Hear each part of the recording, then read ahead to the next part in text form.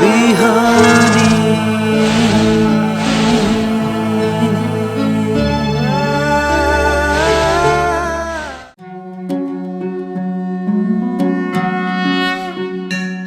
ॐ ओंकारं बिंदु संयुक्तं नित्यं ध्यायन्ति योगिनः कामदं मोक्षदं चैव ओंकाराय नमो नमः।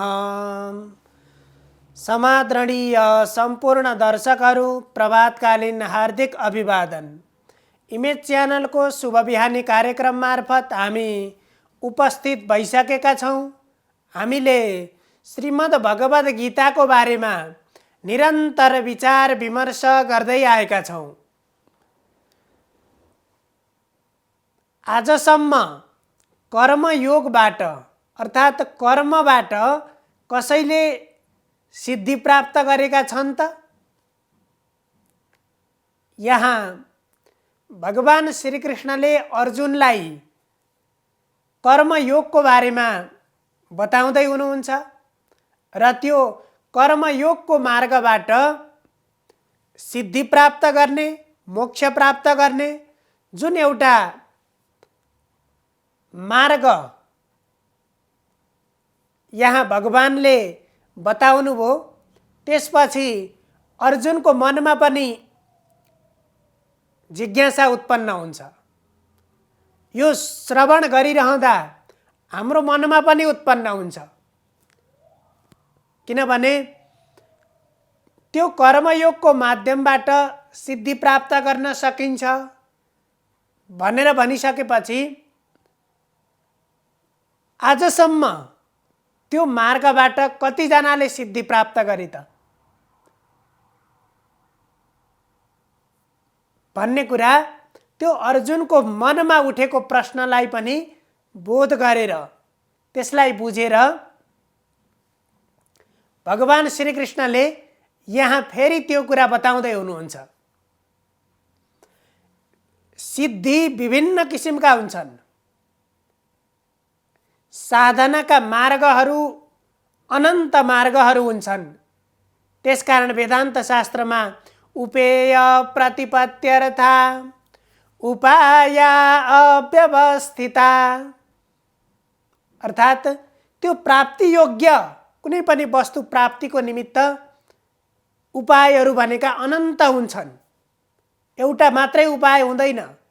त्यस्तै यहाँ पनि त्यो सिद्धि प्राप्त गर्ने विभिन्न उपाय मध्ये कर्मयोग एउटा उपाय हो, एउटा मार्ग हो। जस्तो कि भगवान शङ्कराचार्यले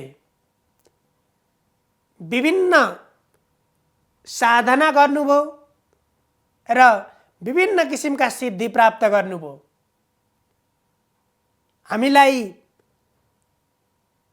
अहिले हामीले भगवान शङ्कराचार्यको बारेमा अध्ययन गर्यौं भने बुझ्न सक्छौं।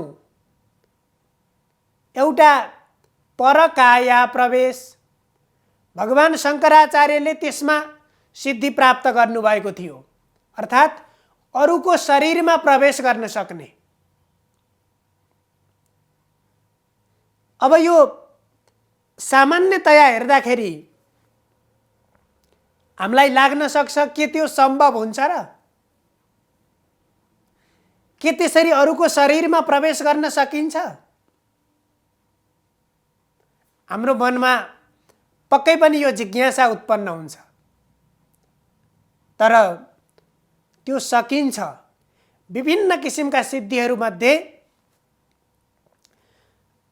भगवान शङ्कराचार्यले त्यो परकाया प्रवेश, त्यो सिद्धि प्राप्त गर्नुभएको थियो र त्यो सिद्धि मार्फत एकपटक भगवान शङ्कराचार्य जसले सम्पूर्ण शास्त्रहरूको ज्ञाता हुनुहुन्थ्यो, साक्षात् रूपमा ब्रह्मको अनुभूत गर्नुभएको थियो र त्यसकारण एकपटक त्यो शास्त्रार्थ भइराखेको सन्दर्भमा एकजना विद्वानसँग शङ्कराचार्यको शास्त्रार्थ भइराखेको थियो र शङ्कराचार्यले ती विद्वानलाई शास्त्रार्थमा हराउनु भयो र त्यसरी हराइसकेपछि ती विद्वानकी पत्नी विदुषी, ती विद्वानकी श्रीमतीले शङ्कराचार्यलाई भनिन्,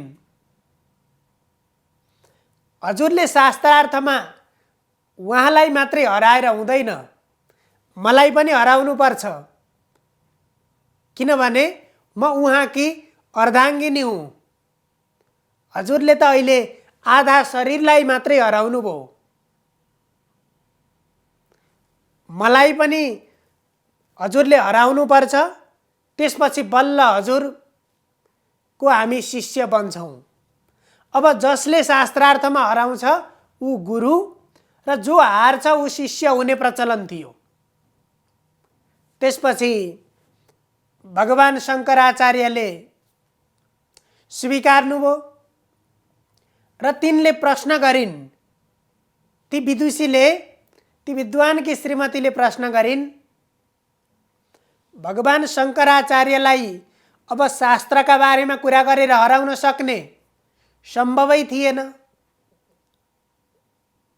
र उनले विचार गरिन्, अब कुनै पनि व्यक्तिलाई यदि यो एउटा युद्धको नीति पनि हो, कुनै पनि व्यक्तिलाई यदि हराउनु पर्यो भने उसको कमजोरी के छ त्यो कमजोरीलाई उठाउनु पर्छ।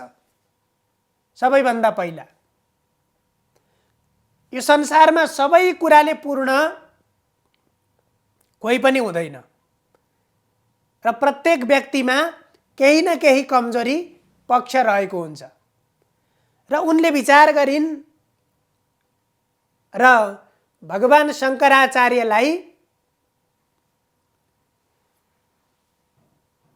गृहस्थको बारेमा अर्थात् मैथुनको बारेमा उनले जिज्ञासा राखिन्। त्यसपछि भगवान शङ्कराचार्य त आजीवन आबाल ब्रह्मचारी हुनुहुन्थ्यो, उहाँलाई त्यो मैथुनको बारेमा उहाँले अनुभव गर्नुभएको थिएन। त्यसपछि शङ्कराचार्य एकैछिन अल्मलिनुभयो, हकमकिनुभयो र त्यसपछि तपस्या गरेर अब यत्तिकै मैले उत्तर दिउँ भने हचुवाको भरमा आफूले अनुभव नगरेको कुरा उत्तर दिनु भएन। अनि त्यसपछि शङ्कराचार्यले गुफामा गएर तपस्या गर्नुभयो र त्यो तपस्या गरिसकेपछि आफ्नो शरीरबाट, आफ्नो सूक्ष्म शरीरलाई आफ्नो शरीरबाट निकाल्नुभयो बाहिर, किनभने त्यो सूक्ष्म शरीर भनेको आँखाले देख्ने शरीर हुँदैन र त्यो शरीरलाई आफ्नो शरीरबाट निकालेर तत्कालै कुनै ठाउँमा एकजना राजाको मृत्यु भएको रहेछ। अब राजाको मृत्यु भएर श्मशान घाटमा लगेर उनलाई चितामा राख्ने तयारी गर्दै थिए। त्यसपछि ती मरेका प्राण गएका राजाको शरीरमा लगेर आफ्नो शरीरलाई प्रवेश गराउनु भयो, आफ्नो त्यो सूक्ष्म शरीरलाई। राजा जागे र सबै प्रजाहरू पनि खुसी भए। मरे भनेका राजा फेरि जागिसकेपछि, भ्युजिसकेपछि अनि अब राजाको वरिपरि त विभिन्न रानीहरू, सुन्दरीहरू सबैजना हुन्छन्। त्यसपछि त्यो राजाको शरीरमा प्रवेश गरेर अब त्यति बेला त्यो सूक्ष्म शरीर मात्रै शङ्कराचार्यको त्यहाँ छ।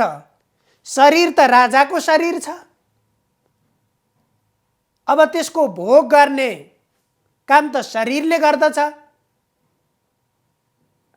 र त्यहाँबाट त्यसरी राजाको शरीरमा प्रवेश गरेर त्यो मैथुनको अनुभव गर्नुभयो र त्यहाँबाट त्यो अनुभव गरेर आएपछि अनि ती विदुषीलाई उत्तर दिनुभयो। त्यसरी भगवान शङ्कराचार्यले त्यो परकाया प्रवेश, अर्काको शरीरमा प्रवेश गर्न सक्ने त्यो सिद्धि गर्नुभएको थियो। त्यस्तै यहाँ हामीले कर्मयोगबाट कर्म गरेर त्यस्तो सिद्धि कसरी प्राप्त गर्न सकिन्छ भन्ने कुरा चर्चा गर्यौं। र यहाँ अर्जुनको प्रश्न थियो कि आजसम्म कसैले सिद्धि प्राप्त गरेका छन् भन्दा यहाँ भगवानले भन्नुहुन्छ कर्मणैव हि संसिद्धिम् आस्थिता जनकादयः लोकसंग्रहमेवापि सम्पश्यन् कर्तुमर्हसि। यहाँ भन्नुहुन्छ विभिन्न ऋषि महर्षिहरूले जतिले सिद्धि प्राप्त गरे उनीहरूले कर्मबाट नै सिद्धि प्राप्त गरे। र यहाँ नामै लिएर भगवान श्रीकृष्णले भन्नुभएको छ कर्मणैव हि संसिद्धिम् आस्थिता जनकादयः। राजा जनक आदयः भनेको जनक आदि महर्षिहरूले। राजा जनक गृहस्थी थिए तर उनी आफ्नो गृहस्थ धर्ममा रहेर आफ्नो कर्तव्य कर्म गरेर उनले प्रजाको सेवा पनि कसरी भन्दाखेरि जति कर्म गरे उनी राजा भएर ती सबै कर्महरू निष्काम भावले गरे। उनी आसक्ति रहित ढङ्गले गरे र त्यसरी कर्म गरेर राजा जनकले कर्मबाट नै प्रसिद्धि प्राप्त गरे। हामीले अहिलेसम्म पनि स्मरण गर्छौं त्यति बेला राजा जनकको राज्यका ती प्रजाहरू अत्यन्त प्रसन्न थिए। ती प्रजाहरूप्रति कसैप्रति पनि भेदको दृष्टि राख्दैनथे र सबैको आफ्नो कल्याणको निमित्त सोचेर राजा जनकले कहिल्यै काम गरेनन्। हामीले राजा जनकको बारेमा पढ्न सक्छौं। उनले जहिले पनि प्रजाहरूको चिन्ता गर्दथे, प्रजाहरूको हितको निमित्त मात्रै कर्म गर्दथे र राजा नै भएर पनि एउटा गृहस्थ धर्ममा रहेर एउटा क्षत्रियको राजधर्ममा रहेर उनले त्यो निष्काम भावले आसक्ति रहित ढङ्गले उनले आफ्ना कामना पूर्तिको निमित्त होइन आफ्ना व्यक्तिगत कामनाहरूलाई त्याग गर्नको निमित्त र आफूमा त्याग गरेर उनी त्यस्तो कसरी बने, सबै प्रजालाई समान व्यवहार गर्न सक्ने उनी कसरी बने भन्दा उनले कर्मको कामनाको त्याग गर्ने उद्देश्यले उनले कर्म गरे। त्यसपछि जब उनका कामनाहरू बिस्तारै हराउँदै गए त्यसपछि उनमा समबुद्धि विकास भयो र त्यसपछि त्यो समबुद्धिले राज्य चलाउँदाखेरि उनको राज्य सफल भयो। उनले पनि सफलता प्राप्त गरे र प्रसिद्धि प्राप्त गरे। यस्ता ती जनकभन्दा पहिले धेरै ऋषि महर्षिहरू पनि छन्। त्यसकारण यहाँ राजा जनकको नामै लिएर भगवानले भन्नुभएको छ उनीहरूले कर्मद्वारा नै सिद्धि प्राप्त गरेका हुन्, अरू केही गरेर होइन। त्यसकारण हे अर्जुन तिमीले पनि आफ्नो कर्तव्य कर्म निष्काम भावले गर। तिमीले मेरा आत्मीयजन, मेरा को भनेर तिमी कर्तव्य कर्मबाट पछाडि हट्नु हुँदैन। र जसले यहाँ लोक सङ्ग्रह भनेको त्यो कर्मबाट नै आफ्नो सङ्ग्रह नभएर लोकको कल्याणको निमित्त उनले मात्रै उनको दृष्टि के थियो भने लोकको कल्याणको निमित्त मात्रै सोचेर, अर्थात् अरूको सुखको निमित्त सोचेर। त्यसरी जसले कर्म गर्छन् ती राजा जनक आदि गरिएका व्यक्तिहरूले यही कर्मयोगको माध्यमबाट नै उनीहरूले सिद्धि प्राप्त गरे र त्यसरी आफ्नो जीवनलाई एउटा सार्थकताको बिन्दुमा पुर्याए। र हामीले पनि तदनुरूपको कर्म गरेर आफ्नो जीवनको कल्याण हुने कर्महरू गर्नुपर्दछ। त्यस्ता कर्ममा आफूलाई प्रवृत्त बनाउनु पर्दछ। र यो गीताको यो कर्मयोगले हामीलाई त्यही शिक्षा दिन्छ, त्यही मार्ग प्रदान गर्छ। र त्यो मार्गलाई हामीले यदि अनुसरण गर्यौँ भने हामी सबैको कल्याण हुन्छ। सर्वे भवन्तु सुखिनः, सर्वे सन्तु निरामया, सर्वे भद्राणि पश्यन्तु, मा कश्चित् दुःखभाग् भवेत्। हजुरहरूको दिन शुभ होस्। धन्यवाद।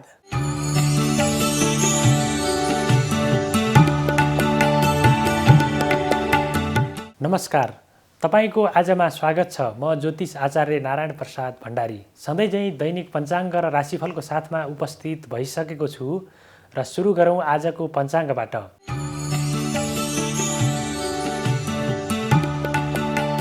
आज मिति 2078 साल माघ 21 गते शुक्रबार, ईस्वी सम्वत 2022 फेब्रुअरी 4 तारिक, नेपाल सम्वत 1142, राक्षस नामक संवत्सर, सूर्य उत्तरायण, शिशिर ऋतु, माघ शुक्ल पक्ष तृतीया तिथि बिहान 7:35 रहनेछ। त्यसपछि चतुर्थी तिथि सुरु हुनेछ। पूर्व भाद्रपदा नक्षत्र, शिव योग, गर करण बिहान 7:35 रहनेछ। त्यसपछि तैतिल करण सुरु हुनेछ। आनन्दादि योगमा ध्वांश योग रहेको छ। आज चन्द्रमा कुम्भ राशिमा भ्रमण गर्नेछन्। आज बिहान 10:30 देखि अपराह्न 12 बजेसम्म राहुकाल रहने भएकाले त्यस अवधिमा सम्भव भएसम्म कुनै पनि शुभ कार्यको थालनी नगर्नुहोला। आज तिलकुन्द चतुर्थी र विश्व क्यान्सर दिवस पनि परेको छ। काठमाडौँमा सूर्योदय बिहान 6:51 हुनेछ भने सूर्यास्त साँझ 5:45 हुनेछ। अब लागौँ 12वटा राशिहरूमा ग्रहहरूको प्रभाव आजको दिनमा के कस्तो रहेको छ भन्नेतर्फ। मेष राशि हुनेहरूका लागि आजको दिन अनुकूल रहेको देखिन्छ। विशेष गरी राज्य पक्षबाट मान सम्मान, इज्जत, प्रतिष्ठाहरू आर्जन गर्न सकिने सम्भावना रहेको देखिन्छ भने आफ्ना कार्यहरू पनि कुशलतापूर्वक, आफ्ना जिम्मेवारीहरू पनि सहजतापूर्वक पुरा गर्न सकिने सम्भावना रहेको छ र थप नयाँ जिम्मेवारी प्राप्त गर्ने सम्भावना पनि रहेको देखिन्छ। त्यसै गरी आजको दिनमा तपाईँले गरेका कामहरूले उचित मूल्याङ्कन पाउनेछन्। लामो समयदेखि रोकिएको, प्रतीक्षा गरिएको नतिजाले तपाईँको मनमा उपलब्धिहरू अथवा उत्साह जगाउनेछ र आर्थिक क्षेत्रमा पनि आजको दिनमा नयाँ नयाँ अवसरहरू प्राप्त हुने सम्भावना रहेको देखिन्छ। वृष राशि हुनेहरूका लागि आजको दिन अनुकूल रहेको देखिन्छ। भाग्यबलको अत्यन्तै सकारात्मक प्रभाव रहेको हुनाले आफूले गरेका कामहरूले उचित रूपमा सफलता प्राप्त गर्न सक्नेछन्। त्यसै गरी आजको दिनमा धार्मिक, सांस्कृतिक तथा सेवामूलक क्षेत्रहरूमा गरिएको कामबाट मनमा आनन्द उत्पन्न हुनेछ भने समाजमा पनि सकारात्मक सन्देश प्रवाह गर्न सकिनेछ। त्यसै गरी आजको दिनमा शत्रु पक्षलाई केही कमजोर बनाएर, निस्तेज बनाएर अगाडि बढ्न सकिने सम्भावना रहेको देखिन्छ र अध्ययन, अध्यापन तथा अनुसन्धानात्मक क्षेत्रहरूमा पनि आजको दिनमा केही उपलब्धिहरू, नयाँ ज्ञानको प्राप्ति हुन सक्ने सम्भावना रहेको देखिन्छ। साथीभाइ, इष्टमित्र र सहकर्मीहरूले पनि आजको दिनमा अत्यन्तै हृदयतापूर्वक सहयोग गर्ने देखिन्छ। मिथुन राशि हुनेहरूका लागि आजको दिन केही प्रतिकूल रहेको देखिन्छ। विशेष गरी स्वास्थ्यमा विभिन्न खालका समस्याहरू, पुराना समस्याहरू बल्झिने हुने सम्भावना रहेको देखिन्छ। त्यसै गरी आजको दिनमा शत्रुहरूले पनि केही दुःख दिन सक्छन्। शत्रुहरूले आफ्नो काममा अवरोध पुर्याउन सक्छन्। पुरा हुनै लागेका कामहरू पनि आजको दिनमा पुरा नहुने सम्भावना रहेको देखिन्छ। त्यसै गरी आजको दिनमा तपाईँले नगरेका गल्तीहरूबाट पनि तपाईँ भागीदार बन्नुपर्ने अथवा त्यसको अपजस बेहोर्नुपर्ने सम्भावना रहेको देखिन्छ। बोलीको विवादास्पद अर्थ लाग्न सक्ने सम्भावना रहेको हुनाले बोलीमा नियन्त्रण गरेर अगाडि बढ्नुहोला। त्यसै गरी धनमाल चोरी हुन सक्ने सम्भावना रहेको छ। तपाईँको सम्पत्तिमा क्षय हुन सक्ने सम्भावना भएको हुनाले आफ्नो सुरक्षालाई, धन सम्पत्तिको सुरक्षालाई, सतर्कतालाई बढाएर अगाडि बढ्नुहोला। र आम्दानीको क्षेत्र पनि आजको दिनमा केही कमजोर हुन सक्ने सम्भावना हुन देखिएकाले खर्चमा केही नियन्त्रण गरेर अगाडि बढ्नुहोला। कर्कट राशि। कर्कट राशि हुनेहरूका लागि आजको दिनमा साझेदारीमा काम गर्ने अवसरहरू प्राप्त हुन सक्ने सम्भावना रहेको छ र त्यसले दीर्घकालीन रूपमा पनि फाइदाजनक स्थिति निम्त्याउने देखिन्छ। त्यसै गरी आजको दिनमा दाम्पत्य जीवन यदि बिग्रिएको छ भने त्यो सम्बन्ध थप सुमधुर भएर जाने देखिन्छ भने प्रेम जीवनमा पनि आजको दिनमा अत्यन्तै सकारात्मक परिणामहरू प्राप्त हुन सक्ने सम्भावना रहेको छ। त्यसै गरी आजको दिनमा बलिको सकारात्मक प्रभाव पर्नेछ र नयाँ व्यक्तिसँगको चिन्जानले तपाईँको आर्थिक क्रियाकलापमा सघाउ पुग्ने देखिन्छ। त्यसै गरी आजको दिनमा यात्राको सम्भावना पनि रहेको देखिन्छ। खर्चमा वृद्धि हुनेछ, तथापि त्यो खर्च एकदमै मनोरञ्जनात्मक क्षेत्रमा हुने र उपलब्धिमूलक रहने देखिन्छ। सिंह राशि। सिंह राशि हुनेहरूका लागि आजको दिन केही प्रतिकूल रहेको देखिन्छ। आजको दिनमा शत्रुहरू अत्यन्तै सक्रिय भएर तपाईँका कामहरू बिगार्नको लागि अत्यन्तै अग्रसर हुने देखिन्छन्। त्यसै गरी मुद्दा मामिला वाद विवादहरूमा पनि तपाईँलाई आज पर्ने सम्भावना रहेको देखिन्छ। त्यसै गरी आजको दिनमा स्वास्थ्यमा केही प्रतिकूलताका अवस्थाहरू देखिन सक्छन्। स्वास्थ्यमा समस्या देखिने भएको हुनाले खानपान जीवनशैलीलाई सुधार गरेर अगाडि बढ्नुहोला। त्यसै गरी आजको दिनमा पारिवारिक जीवनमा केही तनाव उत्पन्न हुनेछ। छिमेकीहरूमा केही झैझगडाहरूको स्थिति पनि हुनसक्छ। त्यसैले आजको दिन संयमताका साथ अगाडि बढ्नुपर्ने अवस्था देखिन्छ। कन्या राशि। कन्या राशि हुनेहरूका लागि आजको दिन अत्यन्तै अनुकूल रहेको देखिन्छ। बौद्धिक र सृजनशील क्षेत्रहरूबाट आय आर्जन गर्न सकिने सम्भावना रहेको देखिन्छ भने कलाकारिताका क्षेत्रहरू अथवा व्यापार व्यवसायका क्षेत्रहरूमा संलग्न हुनेहरूले पनि आजको दिनमा उचित रूपमा, अपेक्षित रूपमा आफ्ना नतिजाहरू प्राप्त गर्न सक्नेछन्। आफ्नो कार्य क्षेत्रमा आफ्नो जिम्मेवारी सहजताका साथ पुरा गर्न सकिनेछ भने साथी, सहकर्मीहरू, मित्रहरूले पनि आफ्नो सहयोग सकेसम्मको सहयोग पुर्याउने देखिन्छ। त्यसै गरी आजको दिनमा स्वास्थ्य अवस्थामा पनि सुधार भएर जानेछ। शत्रुहरू पनि आजको दिनमा तर्केर हिँड्नेछन्। तुला राशि। तुला राशि हुनेहरूका लागि आजको दिनमा विलासिताको वस्तुहरू खरिदमा मन जानेछ। भूमि, भवन, वाहन तथा जग्गा सम्बन्धी कारोबारबाट आजको दिनमा विशेष रूपमा आर्थिक लाभ प्राप्त गर्न सकिने सम्भावना रहेको देखिन्छ भने साथीहरूका बीचमा पनि प्रशंसित भइ नै देखिन्छ। आफ्नो कामको उचित मूल्याङ्कन हुने देखिन्छ भने लामो समयदेखि रोकिएका कामहरू पनि आजको दिनमा सम्पादन भएर जाने देखिन्छ। वृश्चिक राशि। वृश्चिक राशि हुनेहरूका लागि आजको दिन केही प्रतिकूल रहेको देखिन्छ। विशेष गरी आजको दिनमा काम गर्ने क्षमतामा, जाँगरमा, उत्साहमा केही कमी हुने देखिन्छ र आफ्ना कार्यहरू बिचमै अधुरो रहने सम्भावना रहेको देखिन्छ। भाग्यबलको केही कमजोर उपस्थितिको कारणले गर्दाखेरि लामो समयदेखि अड्किएका कामहरू यथावत रहनेछन्। ती कामहरूले सम्पादन हुने अवसर पाउने देखिँदैन। त्यसै गरी आजको दिनमा आर्थिक अवस्था पनि केही कमजोर भएर जानेछ र खर्चमा पनि अत्याधिक वृद्धि हुने हुनाले आय व्ययको सन्तुलन केही गुम्ने देखिन्छ। धनु राशि। धनु राशि हुनेहरूका लागि आजको दिनमा बोलीमा अत्यन्तै नियन्त्रण गरेर अगाडि बढ्नुपर्ने सम्भावना रहेको छ। यदि कसैलाई ऋण धन सम्पत्ति दिँदै हुनुहुन्छ भने त्यो नदिँदा अत्यन्तै अनुकूल हुने देखिन्छ। किनभने आजको दिनमा यदि कसैलाई तपाईँले आर्थिक सहयोग गर्नुभयो भने त्यो फिर्ता हुन अत्यन्तै गाह्रो देखिन्छ र नयाँ क्षेत्रमा लगानी पनि नगर्नुहोला। पारिवारिक सम्बन्ध आजको दिनमा केही प्रतिकूल हुनसक्छ। बोलीमा केही नियन्त्रण गरेर, बोल्दाखेरि विचार गरेर अगाडि बढ्नुहोला। त्यसै गरी आजको दिनमा धनमाल चोरी हुन सक्ने, धन सम्पत्ति हराउन सक्ने सम्भावना रहेको हुनाले आफ्नो सुरक्षालाई पनि विशेष ध्यान दिएर अगाडि बढ्नुहोला। मकर राशि। मकर राशि हुनेहरूका लागि आजको दिन अनुकूल रहेको देखिन्छ। मनमा अत्यन्तै सकारात्मक विचारहरू उदय हुनेछन् र आफूले गरेका कामहरूले सफलता प्राप्त गर्न सक्नेछन्।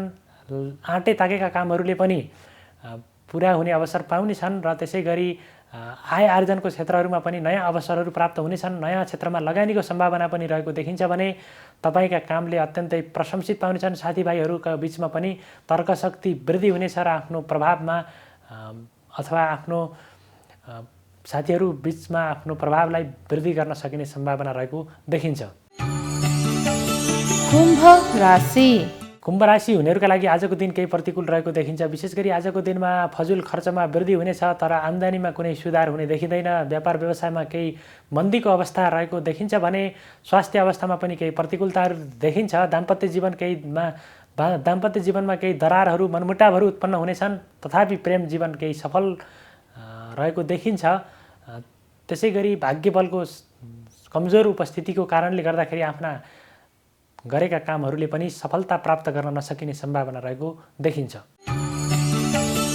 मीन राशि मीन राशि हुनेहरूका लागि आजको दिन अत्यन्तै अनुकूल रहेको छ। विभिन्न माध्यमहरूबाट आय आर्जनका अवसरहरू प्राप्त हुन सक्ने सम्भावना रहेको छ भने नयाँ क्षेत्रको कुनै नयाँ अवसरहरू पनि प्राप्त हुनेछ। आफ्ना कामहरूले उचित मूल्याङ्कन पाउनेछन्। लामो समयदेखि रोकिएका कामहरू पनि आजको दिनमा पुरा भएर जानेछन्।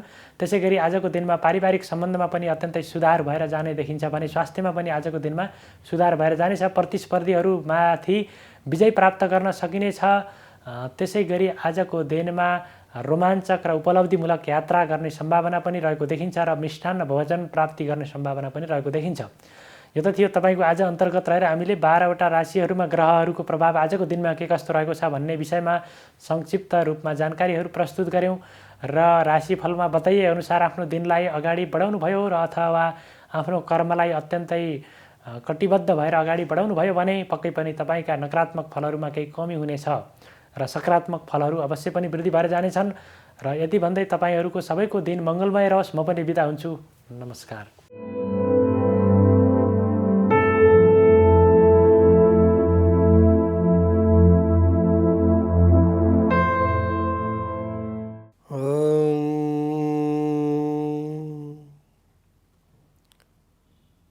ब्रह्मा वरुणेन्द्ररुद्रमरुत स्तुनन्ति दिव्यैस्तवैर्वेदैः साङ्गपदक्रमोपनिषदैः गायन्ति यं सामगा ध्यानावसितगतेन मनसा पश्यन्ति यं योगिनो यस्यान्तं न विदुषुरासुरगणा देवाय तस्मै नमः। नमस्कार, यहाँलाई स्वागत छ ज्योतिष विधामा। आदरणीय सज्जन भक्तवृन्द, आजको विषय प्रसङ्ग लिएर उपस्थित भएको छु। म ज्योतिष पण्डित विदुर न्यौपाने। हिजो र अस्तिका श्रृङ्खलामा हामीले मेष र वृष राशिका बारेमा धेरै चर्चा परिचर्चाहरू सुनियो। यदि नित्य श्रोता हुनुहुन्छ भने हजुरको पनि पर्न सक्छ यो राशि। आउनुहोस्, मिथुन राशि। मिथुन राशिका जातक, मिथुन राशिका जातकहरू भने अति प्रिय स्वभावका हुन्छन्, शान्त धीर स्वभावका हुन्छन्, विद्वता हुन्छन्, बडा मेहनत परिश्रम गर्ने हुन्छन् र यी राशिका जातक जातिकाले भगवान लक्ष्मी नारायणको उपासना यानि पूजा पाठ गर्दा यहाँहरूलाई लभ्य फल प्राप्त हुन्छ। शुभ राम्रो फल। के लभ्य फल भन्दा शुभ राम्रो फल प्राप्त हुन्छ। बुधबार प्रातःकालमा स्नान सन्ध्या वन्दनादि कर्म गरेर पहिला असौच कर्महरू हाम्रा जति पनि ती शौचादि कर्महरू बाट निवृत्त भएर अनि स्नान गरिसकेपछि नित्य कर्ममा सन्ध्या पर्दछ। हुन त हामी बाहिर विषयमा धेरै नजाउँ, हाम्रो विषय भनेको राशि अनुसारले छ। यदि व्यक्तिको शरीरमा स्फूर्ति कान्ति जगाउनको लागि र शक्तिबाट ओतप्रोत हुनको लागि व्यक्तिले स्नान र सन्ध्या, सुत्ने र उठ्ने र खानपानको चाहिँ तबिज मिलायो भनेदेखि मान्छेलाई रोग पनि लाग्दैन, चाँडै जरा भनेको बुढापा पनि आउँदैन। गायत्री मन्त्र भनेको छँदै छैन। गायत्री मन्त्रको मान्छे साल लगाएर 6 महिना लगाएर पुरस्चरण गर्छ। यदि सक्नुहुन्न भने एक माला 108 पल्ट चोरी अम्लो नलागिकन जपन गर्नुहोस्। केवल यसरी दानालाई लिएर यो माला भयो, यो मालालाई यसरी जप्नुहोस्। ओम नमः शिवाय, ओम नमः शिवाय, ओम नमः शिवाय, ओम नमः शिवाय। यस्तो प्रकारले यो मालालाई चाहिँ नि जपन गर्नुहोस् र अनि गायत्री मन्त्र जप्नुहोस्। त्योबाट के हुन्छ त भन्दाखेरि ऊर्जा, हाम्रो शरीरमा एउटा ऊर्जा आउँछ। त्यो ऊर्जाले हाम्रो भित्र भएका जति पनि नराम्रा तत्त्व, नेगेटिभ भाइब्रेसन, अब अहिलेको सान्दर्भिक समय परिवेशको शब्दमा भन्नुपर्दा नेगेटिभ भाइब्रेसन भने सम्पूर्ण अन्त्य भएर जान्छ। त्यो दिमागमा चाहिँ नि रोम रोममा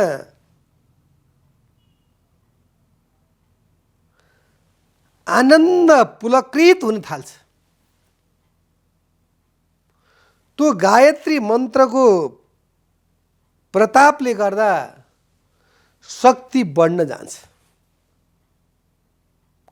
सबैमा सद्भाव देखिन्छ। हिजो फलानु यस्तो भन्नुहुन्थ्यो नि, आज त्यही फलानु राम्रो लाग्न थाल्छ। किन हिजो हजुरको सोच्ने त्यो माइन्डले नराम्रो कुरा सोध्यो भने आज त्यही माइन्डले चाहिँ राम्रो कुरा सोध्न थाल्यो। हिजो केमिकलहरू नराम्रा पैदा गर्ने दिमाग आज राम्रो पैदा गर्न थाल्यो। जसरी खोलाहरू भिर पाखाबाट पानी बाढी आउँदाखेरि जति पनि कुडा कचडाहरू बागमतीका, विष्णुमतीका यी जति पनि फोहोरहरू छन्, यी धोबीघाटतिरका, पशुपतिका सम्पूर्ण बढारे लिएर जान्छन्। सफा क्लिन कञ्चन बनाइदिन्छ। त्यस्तै प्रकारले त्यो मन्त्रका प्रभावले दिमागलाई पनि एकदम आनन्द दिन्छ। आनन्द मानन्द कर प्रसन्नम ज्ञान स्वरूपम निज भाव युक्तम योगीन्द्र मिड्यम भवरोग वैद्यम अस्मत् गुरु नित्य अहम स्मरामि। हेरी बक्सो त त्यस्तो आनन्द मानन्द कर प्रसन्नम, त्यस्ता प्रभु परमात्मा भगवान गुरु, गुरुरु ब्रह्मा, गुरुरु विष्णु, गुरुरु देवो महेश्वर, यस्ता गुरु र यो भवरूपी अर्णवत समुद्रबाट तार गराउनेवाला, तारणा यानी तारदिनेवाला गुरु नै भगवान हो। र गुरु गोविंद दोहु खडे काके लागे पाम, बलिहारी अपने गुरु गोविंद सो मिलायो। कस्तो छ हेर्दै बक्सो। गुरु र गोविन्द दुईटा यदि भगवान र गुरु खडा हुनुहुन्छ भने पहिला गुरुलाई ढोग्नुहोस् अनि मात्रै गोविन्दलाई ढोग्नुहोस्। पहिला आमालाई ढोग्नुहोस् अनि बाउलाई ढोग्नुहोस्। बाउ त आमाले चिनाइदिनु भएको। धरती भनेको आमा हो, आकाश भनेको बुवा हो, कवीरजी भन्नुहुन्छ वर्षे कम्बल भीगे पानी कवीरजीका उल्टा बाणी।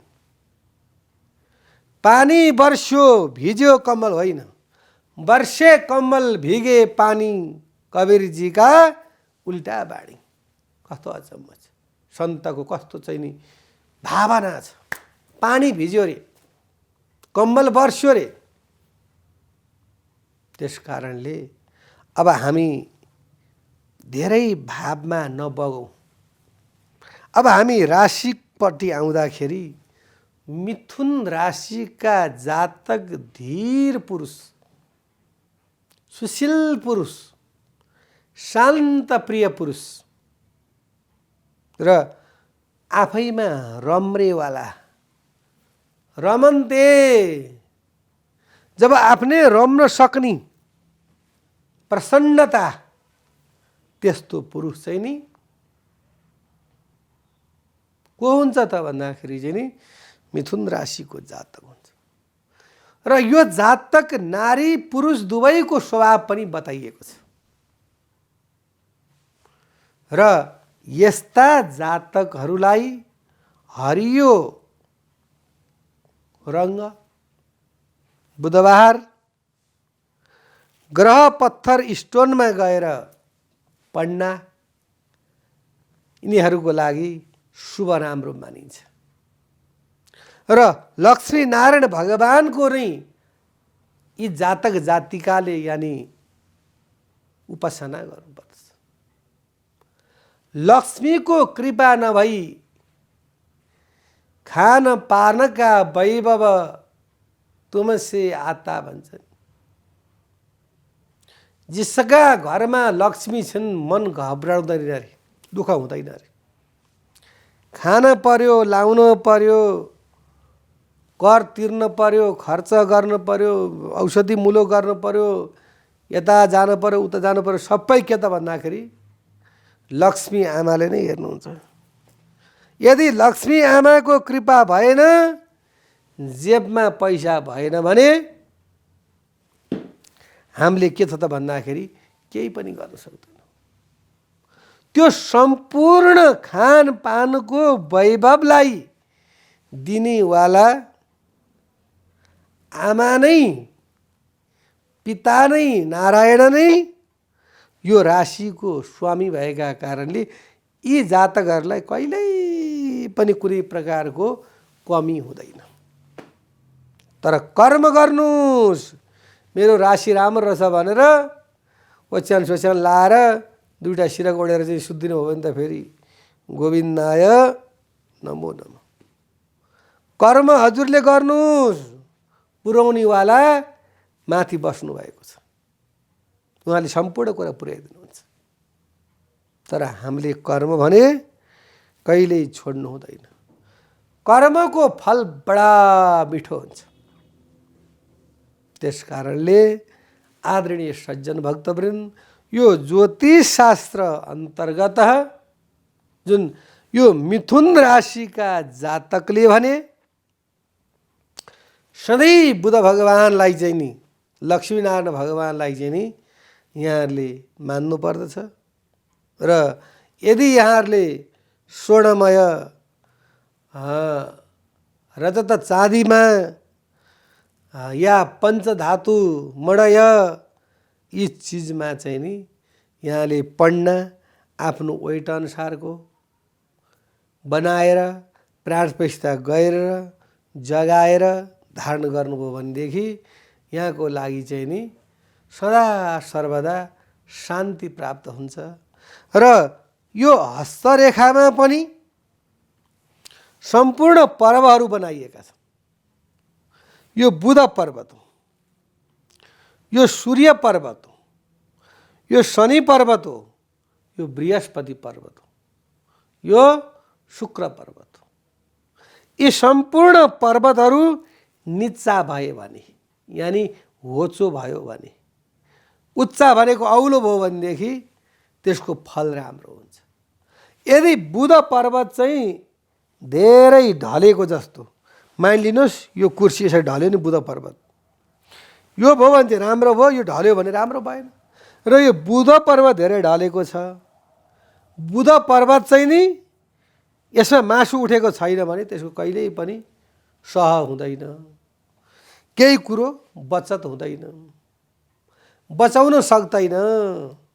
जति ल्याउँछ सम्पूर्ण खर्च गरेर नै त्यसले सक्दछ। र त्यो सह हुनको लागि, बच्नको लागि, निरोगी शान्तिप्रिय हुनको लागि, अनि जति आफूले प्राप्त गरेको छ त्यसमा प्रसन्नताको लागि, खुसीको लागि रमाउनको सक्दैन भने त्यसले कमाएर पनि फाइदा छैन। जुन विषयमा ऊ रम्नै सक्दैन, प्रसन्न हुनै सक्दैन भने त्यसलाई लाखौँ लाख, करोडौँ खरोडौँ, अरबौँ भए पनि ऊ खुसी हुँदैन। थोरै भएपछि प्रसन्न हुनुपर्छ। आहा प्रभु, म त अकिञ्चन पो हुँ त प्रभु, अज्ञानी पो हुँ म त, मलाई यत्रो चिज दिनुभयो, म त कृतकृत भएँ प्रभु। त्यस्तो भावना व्यक्त गर्नुपर्दछ। प्रभु म धन्य भएँ। त्यो भावनालाई धारणा गरेर अगाडि बढ्यो भनेदेखि यहाँहरूको ग्रह गोचर र यहाँहरूको दिन शुभ होस् भन्दै आजको कार्यक्रमबाट बिदा चाहन्छु। हस्त नमस्कार। शुभ बिहानी।